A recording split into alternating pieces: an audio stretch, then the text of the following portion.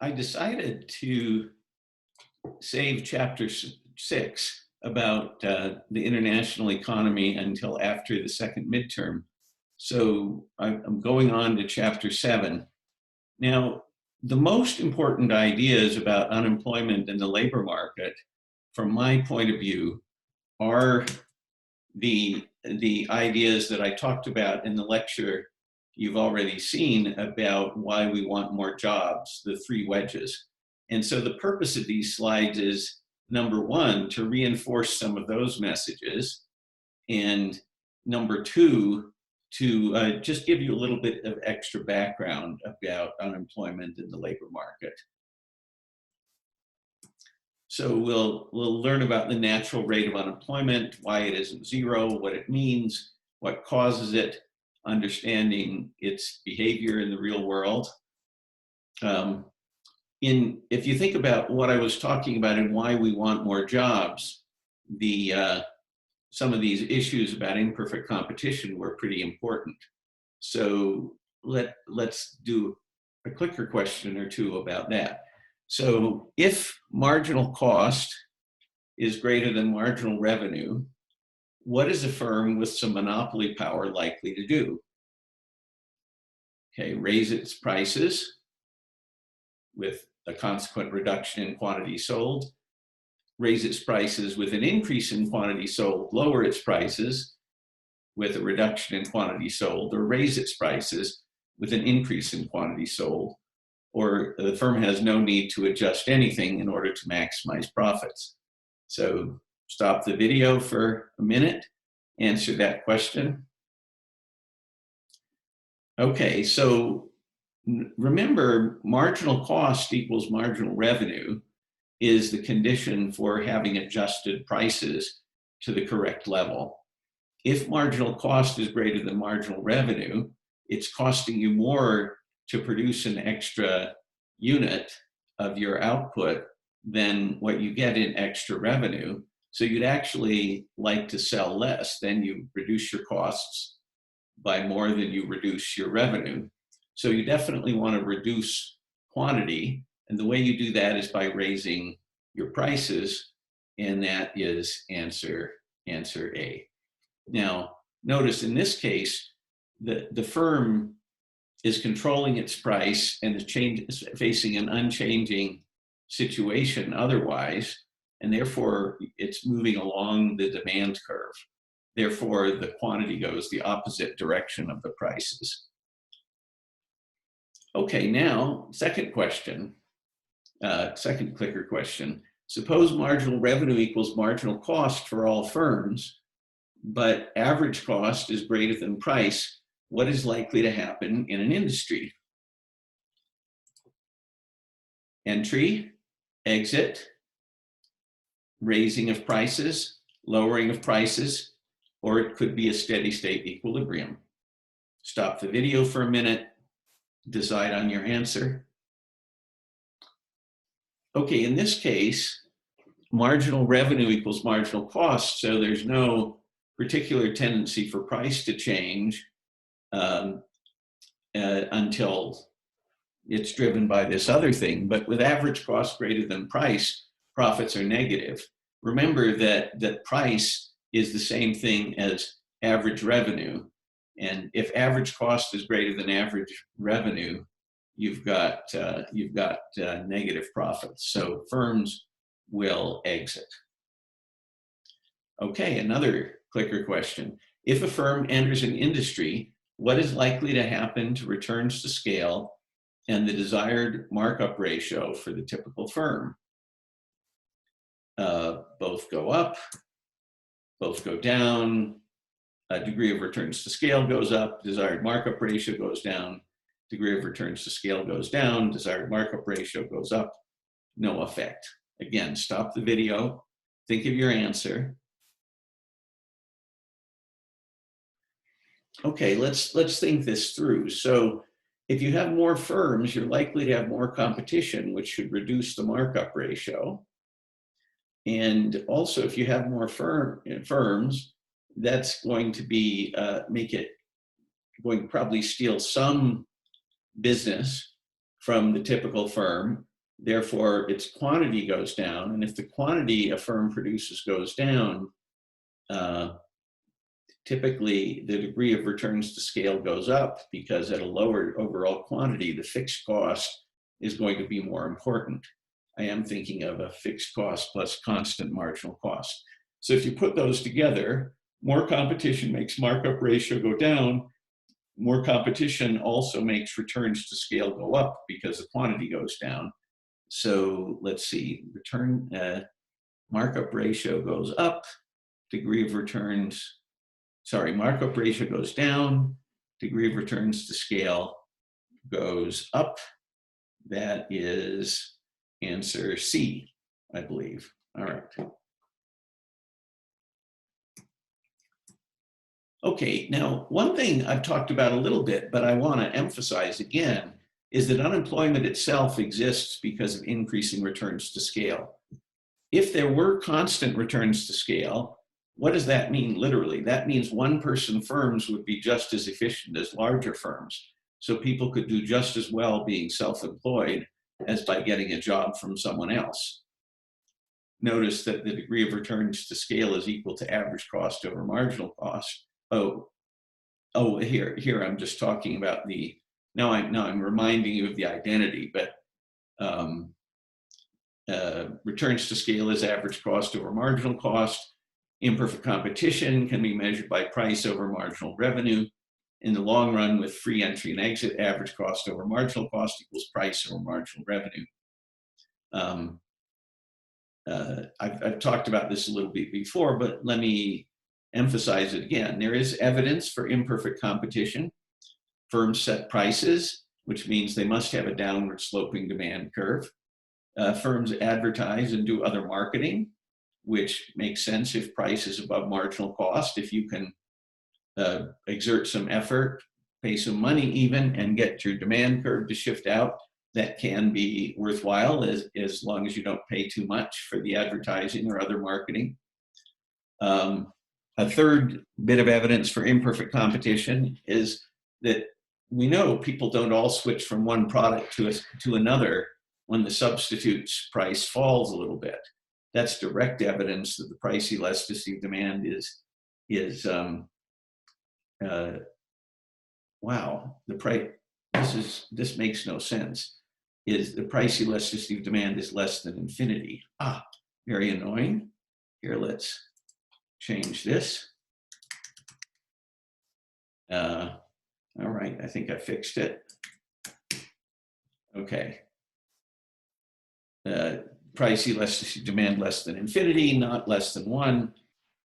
And the final bit of evidence for imperfect competition is if we can have evidence for increasing returns, we know that increasing returns leads to imperfect competition because of that entry and exit leading to price over marginal revenue equaling average cost over marginal cost.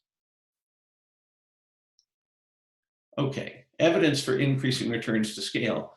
First of all, most people think getting a job is better than being self-employed. That wouldn't be the case if there were constant returns, no matter how small the scale was. Many firms are quite large. Presumably, there's some advantage to large firms being large. Otherwise, they wouldn't be that way, or they would break up because they'd figure out it was a bad idea. Firms in the real world, people do talk about spreading fixed costs over more units, so that shows that people believe, people in the business world often believe they're increasing returns to scale, and they have reason to know what they're doing in that regard. And again, anything that's evidence of imperfect competition will be also evidence for increasing returns to scale, because price over marginal revenue equals average cost over marginal cost, which means degree of increasing returns to scale, degree of returns to scale that is going to tend to be equal to a measure of imperfect competition, the markup ratio. Okay, so just to remind you of what I talked about in why people want jobs, there are three there are three reasons people cheer when there's more output. First of all, imperfect competition makes price above marginal cost, so the entrepreneurs cheer. They're getting more in extra revenue when somebody walks in the door to buy something than the extra marginal cost. Second, marginal tax rates make the before-tax wage higher than the after-tax wage, and the before-tax rental rate higher than the after-tax rental rate. So the government budgeteers cheer, and everybody who wants the government to either cut taxes or do something for them can also cheer. Finally, labor market distortions make the after-tax wage higher than the opportunity cost of workers' time. So workers cheer. So there's a lot of reasons people cheer when there's more output and more employment. Notice, of course, that if you're talking about a business cycle, employment and output tend to go together. I mean, there are some, you do have changes in technology that we'll talk about when we talk about economic growth. But at the moment, we're really talking about changes in output because of aggregate demand. Aggregate demand gets higher, so output is higher and more people are employed. Okay, now that's a lot of the sort of re-emphasizing the importance of that idea of why people want more jobs and the three wedges. Now I want to go on to just some background about unemployment and the labor market. So what is the natural rate of unemployment? It's the average rate of unemployment around which the economy fluctuates. So in booms, unemployment's low. In recessions, unemployment is high. That's not what we're talking about here. And of course, at the moment, unemployment is sky high because of the induced coma of the economy that anti-coronavirus policy is imposing. That's not what we're talking about either. We're talking about kind of normal times, not a boom, not a recession, not a pandemic. Just in a normal time, there's still going to be some unemployment. And okay, this slide has a recession and boom. It doesn't have a pandemic on it. Okay, so you can see a picture of the natural rate of unemployment here. There in green is the actual unemployment rate, and you can see it's gone up fairly high sometimes. At the moment, it would be, as soon as they can measure it accurately, it's going to be off the charts up here. I'll bet probably higher than 12%. We'll see in the news soon. A previous time of high unemployment was in 1982 when Paul Volcker was bringing down inflation. Remember how we saw that inflation was high in the 70s and then it came down? Well, it took this very high unemployment to do that. Temporarily high unemployment made for permanently lower inflation, if you think of the graph of inflation that we were looking at in one of the previous online lectures. Anyway, unemployment is fluctuating a lot. And if you try to kind of draw a line through a moving average, you get something like this. So the natural rate of unemployment, our best guess at it, and it's a little hard to guess because of these wild fluctuations, but our best guess would be that it might have risen as high as 7% in the mid-'80s, but nowadays probably the natural rate of unemployment is actually quite a bit lower than this 6% here, because before the coronavirus troubles, the unemployment was getting pretty low without seeing big effects on inflation. So one way of thinking about the natural rate of unemployment is another name for it. It has been called the non-accelerating inflation rate of unemployment. So if the unemployment rate is at a level that leaves inflation steady, that's one definition of the natural rate of unemployment. Because as I talked about in why we want more jobs, if it weren't for worrying about inflation going up, up, up, up, and maybe even going to hyperinflation, we would want to have lower levels of unemployment than the natural rate of unemployment. And so, if if it's a level of unemployment that you can have it that low without having inflation go up, up and away, then that still counts as the natural rate of unemployment, or maybe, or at least it's not below the natural rate of unemployment. It's only below the natural rate of unemployment. It's only too low a rate of unemployment if it's going to cause inflation to go through the roof. And before the coronavirus shock, we were having a pretty low rate of unemployment without having huge movement in inflation. So people's notions of how high the natural rate of unemployment was, where it was going down, and definitely people were thinking it was quite a bit lower than 6%. Okay.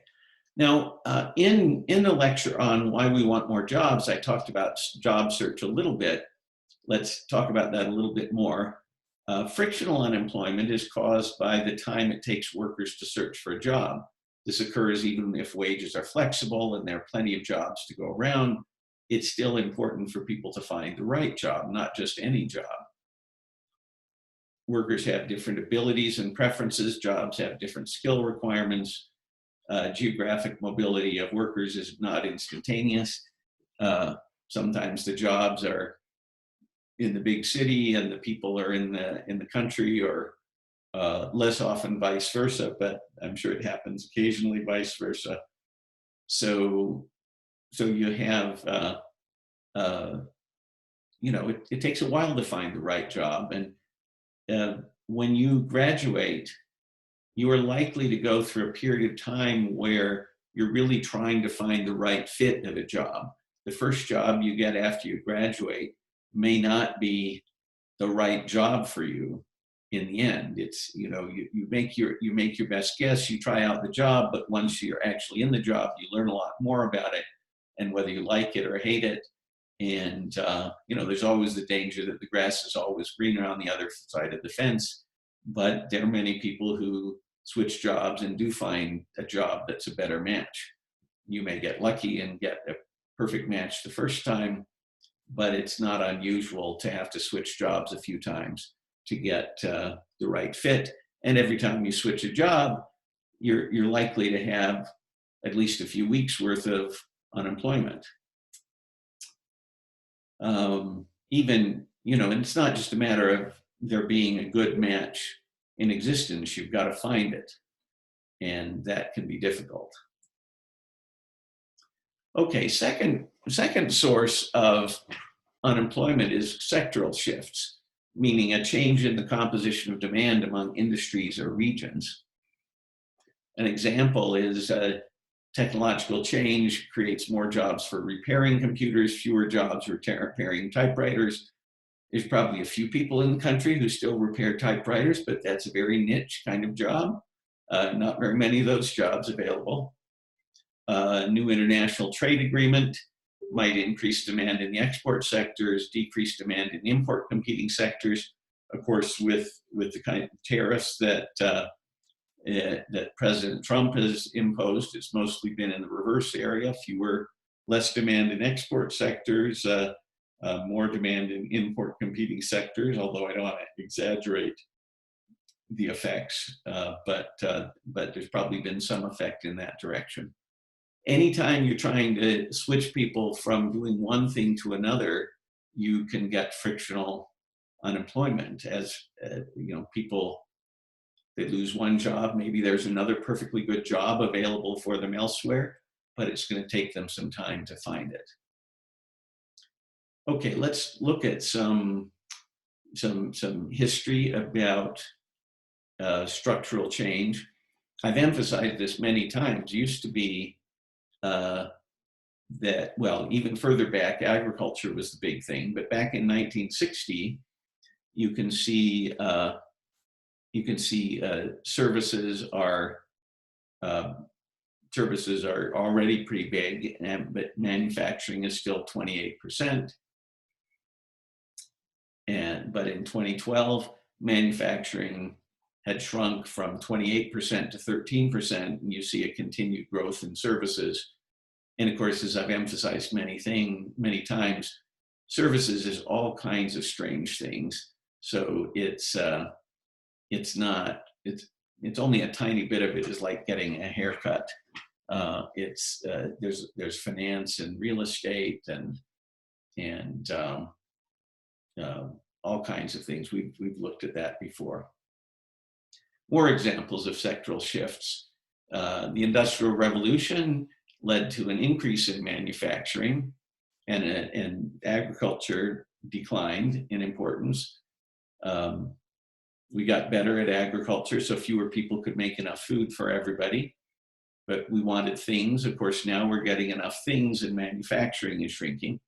The energy crisis shifted demand from larger cars to smaller ones, and anytime the oil price goes up or down, you have some shift. It's not always in that direction. Many times it's also shifted demand from smaller cars to larger cars as oil prices have gone down. Healthcare spending as a percent of GDP has gone up. One big reason for that, one big reason at the moment is going to be the coronavirus shock, but long before that you had people getting older, living longer, and needing more medical care. The baby boom is called that because there were a lot of people in the baby boom, and baby boomers are now getting into their older years. So all kinds of smaller sectoral shifts that also contribute to unemployment. Okay. There's a lot of public policy trying to help with job search. Government employment agencies disseminate information about job openings.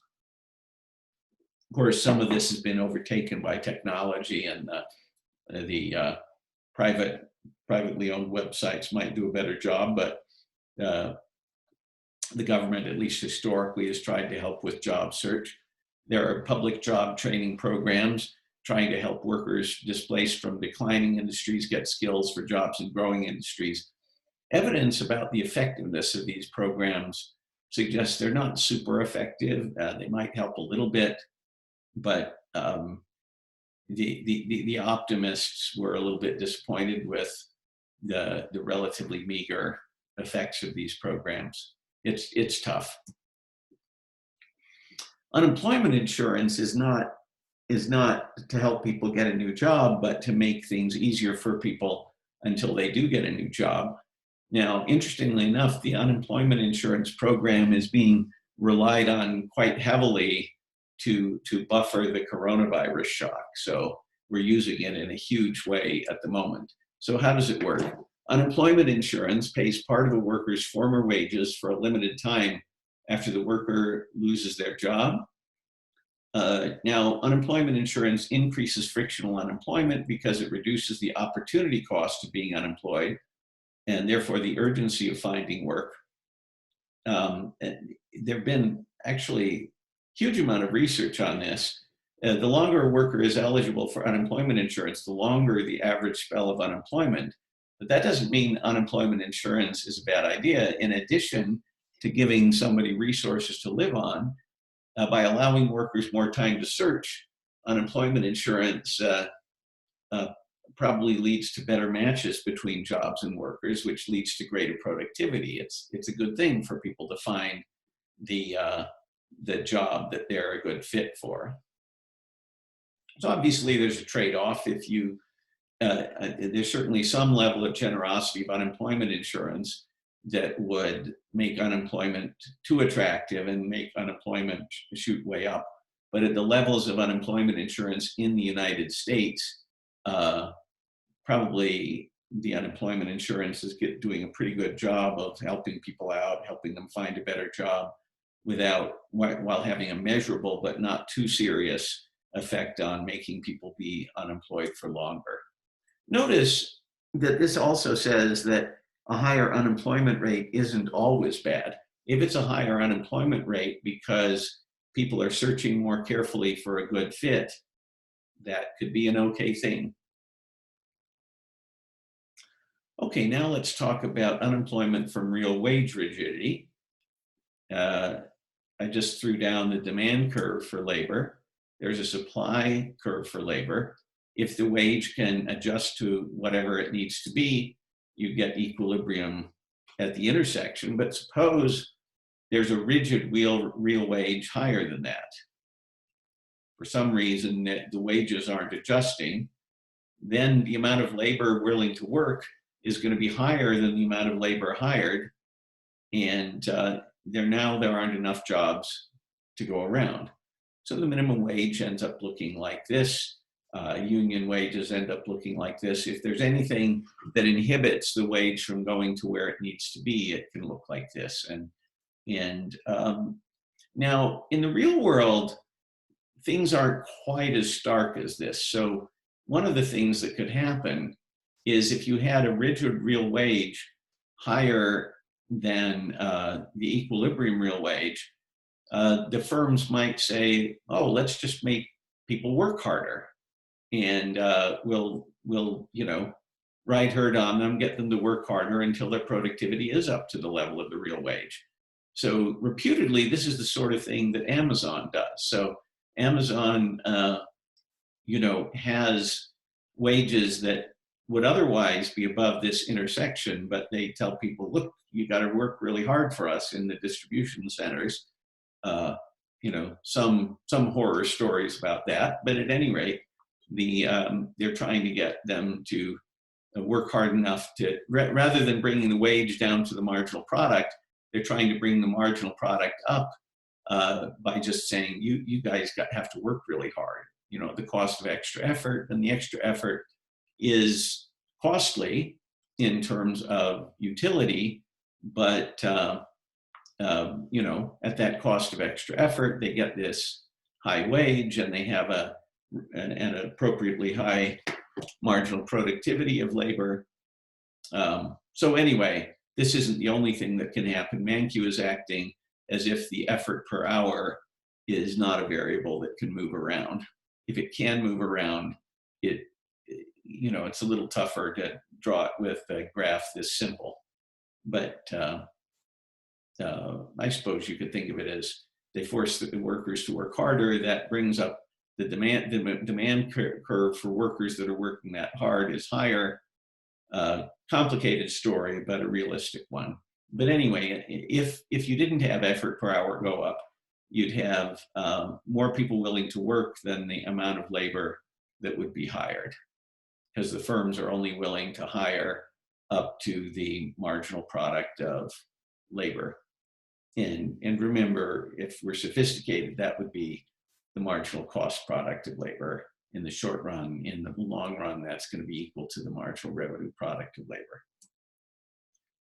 So you get unemployment, and firms are rationing scarce jobs among the workers. This is sometimes called structural unemployment because it results from real wage rigidity and job rationing. Okay, why might there be wage rigidity? Minimum wage laws, as I mentioned, labor unions. Labor unions see it as a big part of their job to try to push wages up. That has this potential unfortunate consequence. But as I've emphasized, labor unions do a lot of other things. They also try to find ways to make workers better off. Many of those ways don't cost the employers very much. Unfortunately, higher wages do cost the employers a lot, and the employers react in ways that are that make it not clear that it's such a great thing. Obviously good for the people who still have jobs, but then there are going to be some people who can't get jobs. That's the same basic problem with minimum wage laws. And in the US, minimum wages so far have mostly been low enough that they only cause problems for people with very low marginal product. That's often teenagers can't get a job because of minimum wages, and marginal products are low in Puerto Rico, and there's a huge unemployment rate there.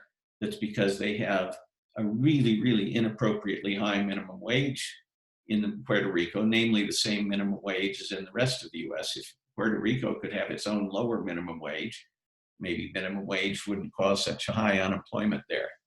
So, most places, the minimum wage doesn't cause a lot of trouble in the US, but it does cause a lot of trouble in Puerto Rico. Okay, efficiency wages then are one of the more complicated stories. I talked about that in quite some detail in the Why We Want More Jobs lectures. Anyway, let's go into a little more detail on each of these things. The minimum wage may exceed the equilibrium wage of unskilled workers, especially teenagers, and I've emphasized Puerto Rico as well. Now, honestly, there's a big debate about the evidence about minimum wages. Some studies suggest that a 10% increase in the minimum wage reduces teen unemployment by 1 to 3%. Now, there is a famous study that claimed that an increase in the minimum wage increased employment, but when you dig into that, what was happening was the increase in the minimum wage meant that this was about fast food employment, and the greasy spoons actually went under and closed up shop, and so employment in the national chains like McDonald's or Wendy's or something like that went up, and the study that claimed that the employment went up was only looking at these national chains and their employment. It was missing the fact that the greasy spoons were going under.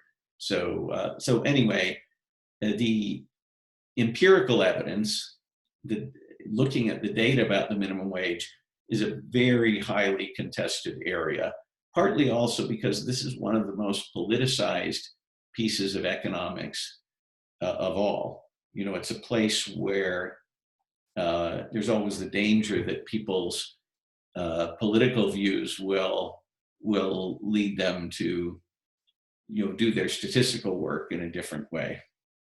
At any rate, I mean, it's not the end of the world if you kind of have the adversary system where people are doing statistics to prove their own political view, and then they fight it out, and hopefully there's some fair judges who look at the actual quality of the arguments.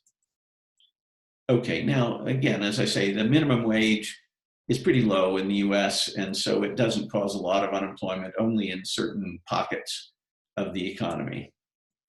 You know, because if the equilibrium wage is above the minimum wage, then the minimum wage does nothing. You know, I just don't think the minimum wage affects the salaries of economics professors at all, really. Okay. Labor unions exercise monopoly power to secure higher wages for their members. When the union wage exceeds the equilibrium wage, unemployment results. So basically the insiders who have a job with the union, they benefit, but then there are people who are, it's a little tougher to notice them, but people who can't get a job who are being hurt. Inside, the employed union workers have an interest in keeping wages high, but the outsiders would prefer equilibrium wages so they can get a job. By the way, that applies to minimum wages too. So one of the things I talk about on my blog and on Twitter sometimes is suppose you had the option of whether to impose a minimum wage on yourself or not. You wouldn't need that. Nobody needs to impose a minimum wage on themselves because they can always refuse a job if the wage is too low. The point of a minimum wage is to make it so other people don't get a job at a low wage to compete with you. So the point of a minimum wage is to reduce the reduce the chance that somebody will underbid you for the job and accept a lower wage. You never actually want a minimum wage on yourself because you'd like the option of taking a job at a lower wage. You could always refuse it. Minimum wages are to prevent other people from taking jobs at a low wage, which would provide competition for you that you might not like. Okay, let's look at, back to unions, let's look at the trends in unions. Okay, so we've got, what do we see here? So we've got union percent as a percentage of the total, and then how the wages by people in unions compared to the wages of people outside of the unions. This is, so let's see what we've got. So overall, people in unions get about 22% higher wage. So this, 1.22 times. So anyway, this means 22% above. Notice down at the bottom it says wage ratio is 100 times union wage over non-union wage. Construction actually has a really high wage ratio, 1.5 times the wage. Mining, the unionized folks don't have a higher wage. What else? Transportation, you've got a 23% higher wage if you're unionized. Education, 12% more. Healthcare, 14% more. Okay, now let's talk about efficiency wages, which are the least familiar concept. Minimum wage, unions are a little easier to understand. Efficiency wage theory is a theory in which higher wages increase worker productivity. How might they do that? First of all, they might attract higher quality job applicants, might reduce turnover, which is costly to firms, might improve the health of workers. That's especially important in poor countries. But there's also motivational efficiency wages. Higher wages may increase worker effort, reducing shirking. So you could increase worker effort in two ways. One, because the worker feels grateful and feels like you're being fair to them. And so they reciprocate by working hard. But the other reason is they might be afraid to lose their job. So they work hard so they don't lose their job. At any rate, all of these stories make firms willing to pay above equilibrium wages to raise productivity. Now, even though the firms are choosing to raise the wage, that still creates structural unemployment. One way to think about it is the way I talk about it in Janet Yellen is Hardly a Dove. That's my column about efficiency wage theory. Basically, if you didn't have any unemployment or almost no unemployment, people wouldn't be afraid of losing their job, and therefore they're less likely to be willing to do what the boss tells them to if they have any inclination not to. So I talk about that in some detail in that Janet Yellen is Hardly a Dove column. But for the bottom of the barrel dead-end jobs, people will only, those might be unpleasant enough jobs. People only do what the boss needs them to do in those jobs if there's something worse than that job. And the main candidate for something worse than a bottom of the barrel dead-end job is no job. No job isn't worse for everybody, but there's some people for whom no job means enough financial trouble that it's worse than even a bottom of the barrel dead-end job. Okay, now this is a very difficult question, but I think it's good to try to figure this out in order to begin developing your intuition about this motivational efficiency wage theory. So according to the motivational efficiency wage theory, which would reduce the natural level of unemployment?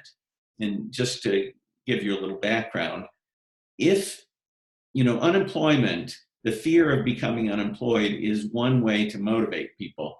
So basically, anything else that could motivate people besides a high rate of unemployment will tend to reduce the unemployment. So if, one way of motivating somebody can substitute for another. So you want to ask which of these things would tend to motivate people to work hard. And then if so, you can have a lower level of unemployment and people would still be motivated enough. Okay, legal barriers to firing people, even if they're caught shirking. Legal barriers to telling a potential new employer if a worker did a bad job at the old job. An increase in supervisors arbitrarily firing workers, even if they're doing a good job, just because. Electronic ways to check up on workers to make sure they're working hard. none of the above? Okay, stop the video. Try your answer to the question. Do try to make an answer. Okay, so let me talk about these. So if there are legal barriers to firing people, then you know, you're going to be less scared of the boss. And given that there's a smaller chance you'll actually get fired, firing is going to have to be more fearsome.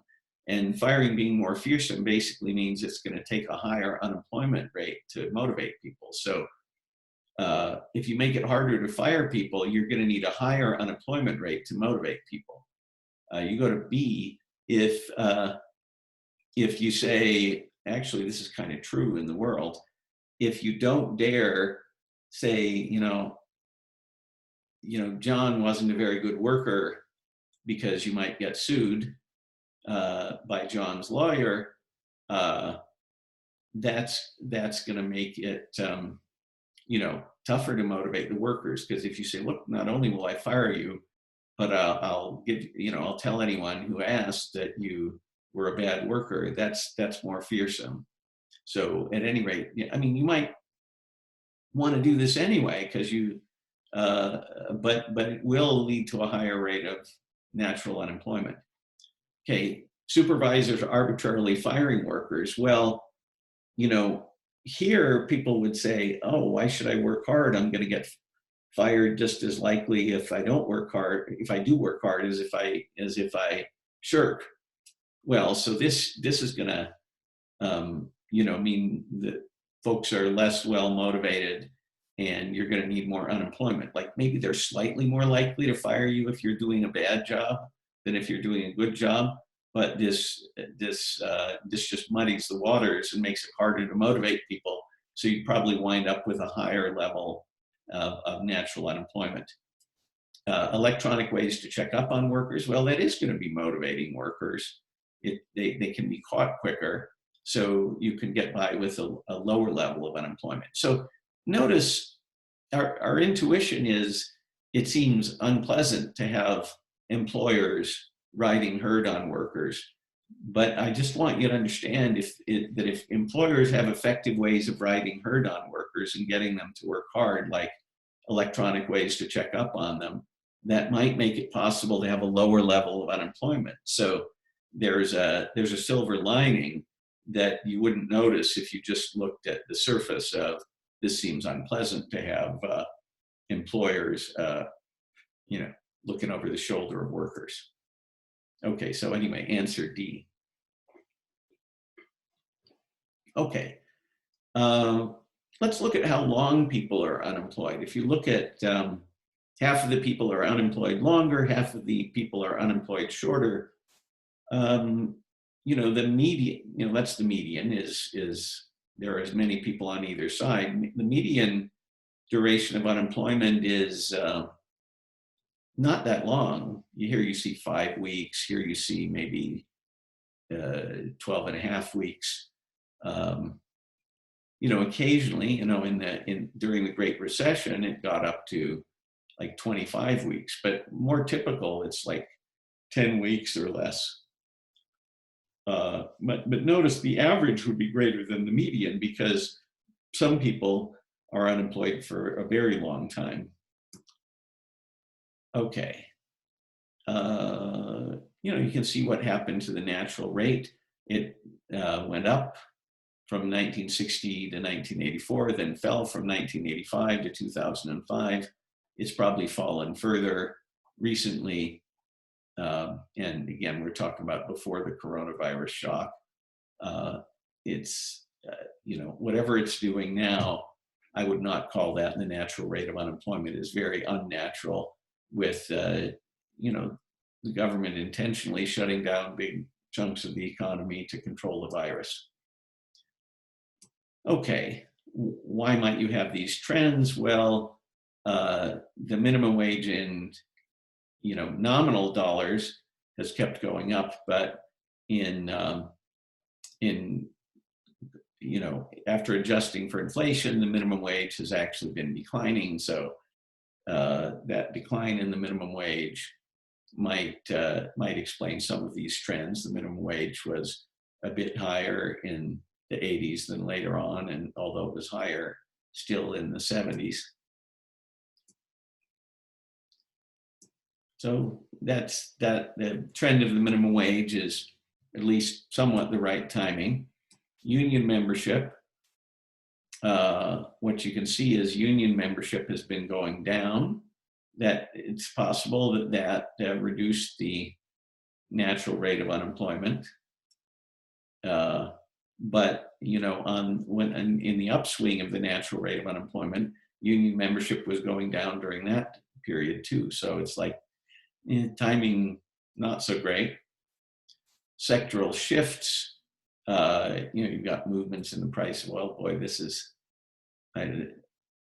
volatile oil prices cause jarring sectoral shifts. What have we had? Oh, oil prices have settled down, then they got more volatile again. Let's see if that timing works.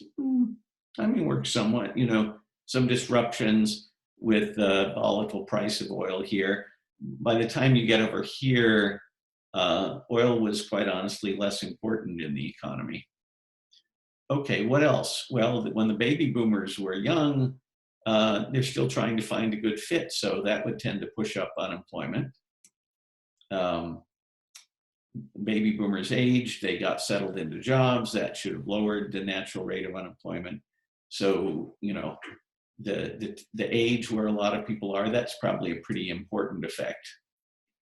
Okay, now we get to a very important topic. Unemployment is a lot higher in Europe. Okay, there's France, Germany, Italy, and the United Kingdom. And this is all quite a bit like for the US, 6% is probably the most that the natural rate of unemployment has been.